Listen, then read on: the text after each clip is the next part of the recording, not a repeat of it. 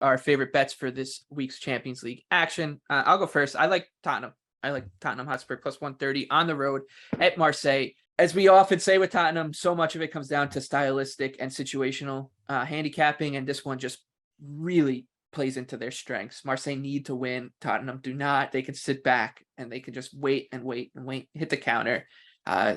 Spurs are in wonky form, and so I think you're actually getting a little bit of a buy low spot despite them, beating Bournemouth over the weekend. They needed to come back in that one, of course, as well. So really good spot for Tottenham here, plus 130 on the road.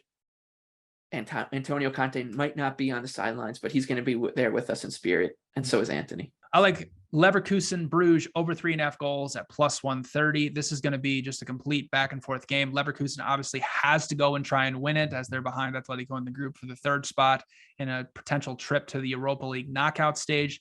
Brugge, after losing to Porto, brings in a lot of weird scenarios. They're 1 point ahead of them, so they have to assume that Porto is going to beat Atletico, so they have to go for this match as well. The last match between these two teams, only 1.5 expected goals were created, but there was a lot of back and forth. Leverkusen had 2 goals VAR'd off, and ever since Xabi Alonso has taken over Leverkusen, they've created over 2 expected goals in 3 of their 5 matches.